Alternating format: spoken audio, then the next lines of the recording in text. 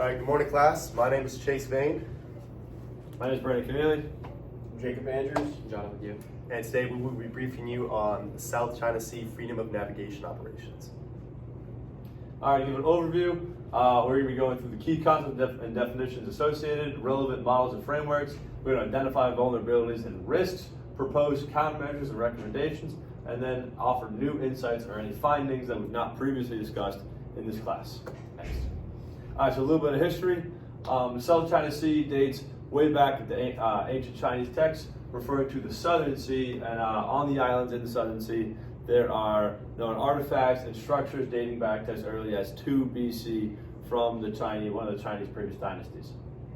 All right, so up until the 1940s, colonial powers, being the U.S. and France, had claim to much of the South China Sea. Until World War II, where the Japanese took over these islands, kicked the French and the U.S. forces out of the area, and especially the Philippines. And then in 1947, the Chinese nationalist government, who was in power after the Japanese were kicked out of China, they established this 11-dash line. Nowadays, it's the 9-dash line. We'll get into why that is in a minute. But this is the 11-dash line going from outside here in Taiwan, which was very much part of China at the time, all the way down Philippines, including all of these islands, going up, and actually including the Bay of Tonkin right here, claiming half of it for China. And then in 1952, Mao Zedong actually deleted 2 of these dash lines, making it the 9-dash line, which you see here in red. There's actually a 10th one, which is saying Taiwan, but it's called the 9-dash line. He did this to improve relations with Ho Chi Minh, the leader of Vietnam at the time, giving him or ceding him all of the Bay of Tonkin. Next. That's the key concepts and definitions. China is an expanding influence in the South China Sea, right? They're building bases, we know that.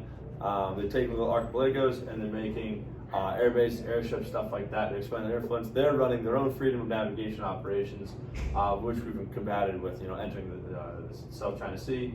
Reasons for dispute: there's a lot of shipping lanes here. You get the Straits of Malacca down there. You have all these archipelagos, all this island hopping here, and a ton of natural resources like fish, oil, stuff like that. But as you can see, this is a little bit from a U.S. perspective here. You can look from all the way up from Japan, Korea, even way up here in Russia, Japan, Korea, using Taiwan as an ally of ours, and the Philippines, all the way down here to Malaysia. We kind of have China, the U.S. and U.S. allies really have China boxed in. So China expanding its influence down here in this region is giving them a little more foothold to hang on to these shipping lanes that right now that the U.S. really have the ability to cut off if they need it. All right, so for relevant model and framework, obviously UNCLOS serves as the main framework, and us being maritime security experts, we know that it defines maritime zones, sovereignty limits, and freedom of navigation. It serves as the legal foundation for United States freedom of navigation operations within the China Sea. Picture to the left here is the 2016 Hague Tribunal ruling, where basically the Philippines took China to court, and it was ruled that the 9-dash line is invalid.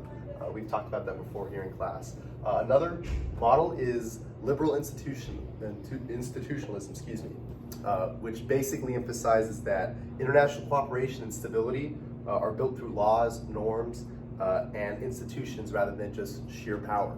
So from a U.S. perspective, in the South China Sea, they're not just flexing their naval power. They're acting as a protector of maritime security of the international law. So FONOPs, they're maintaining the credibility of the laws themselves, ensuring that no single state can rewrite the laws and that everybody's adhering to them. So, yeah. Next slide.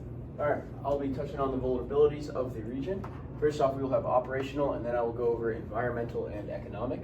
First off, operational, GPS and navigational interference. China's growing electronic warfare and jamming capabilities can disrupt naval communications within the region, along with GPS systems. AIS spoofing. Manipulation of ship tracking data could cause confusion or hide illegal activity within the shipping routes in these zones. And then finally, for operational, surveillance overload. Persistent Chinese ISR, that is intelligence, surveillance, and reconnaissance presence, increases the risk of U.S. movements being tracked and anticipated. Moving on over here to environmental and economic. Environmental damage, obviously. Naval activities near coral reefs, which there are plenty in this region, could risk damaging fragile ecosystems. Shipping disruptions, even minor military incidents, could cause temporary route diversions, raising insurance and shipping costs. And then resource exploitation. Oil, gas, and fisheries competition increases the stakes for regional actors during FONOP operations. Next up for risk, we'll do strategic risk and then follow it up with human and diplomatic. Under strategic risk, we have escalation. Close encounters between US and Chinese vessels or aircraft could lead to accidents or unintended conflicts. Miscommunication, differing interpretations of international law and freedom of navigation could cause diplomatic or military miscalculations. Regional arms race. Increased US presence encourages regional militarization between China, Vietnam, and the Philippines. All continue to expand their naval and Coast Guard fleets. Moving over to human and diplomatic risk. Regional polarization. Some Southeast nations may feel pressured to choose sides between China and the US, straining Asian unity. Legal ambiguity. The US has not ratified UNCLOS, which can undermine its credibility when challenging Chinese claims based on UNCLOS provisions. And rules of engagement confusion. Ambiguous command guidance could delay responses during close-range encounters. Next slide. All right, so response. So China views the United States freedom of navigation operations as a direct challenge to its sovereignty and will respond in multiple ways, which include but are not limited to People's Liberation Army, Navy, and Chinese Coast Guard vessels shadowing and harassing U.S. vessels via radio transmissions and close maneuvers, as well as People's Liberation Army Air Force flyovers and shadowing for U.S. vessels, and fortification of sea-based deterrence and artificial islands, which include radar and sonar, anti-ship missiles and SAM systems, airfields, and as well as gray area operations, which include cyber intel operations, as Andrews talked about before, and pseudo-civilian blockade fleets. Now, for countermeasures and recommendations, so the U.S. has to effectively and carefully plan countermeasures for the FONOPs. Now, for the countermeasures, they should focus on deterrence and avoid escalationary action, which are recommended to be things like constant surveillance on Chinese activity on artificial islands and vessels, along with continuing FONOPs operations. Additionally, to deploy smaller mobile fleets to dilute Chinese radar and anti-ship capabilities, and bolster partnerships with alliances with neighboring countries such as Japan or Korea. Now, as for new insights, a study from Australia suggested that American FONOPs are actually not achieving the desired effect. So the goal of FONOPs is to challenge China's unlawful claims and deter them from escalating further. This actually had the opposite effect, as China has escalated their response to FONOPs, increasing their presence in the South China Sea. Additionally, China has been much more bold in trying to intercept or interfering with American operations.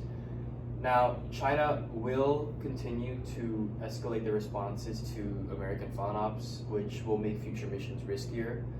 However, FONOPs will need to be reevaluated according to the study as if it's truly ineffective or not.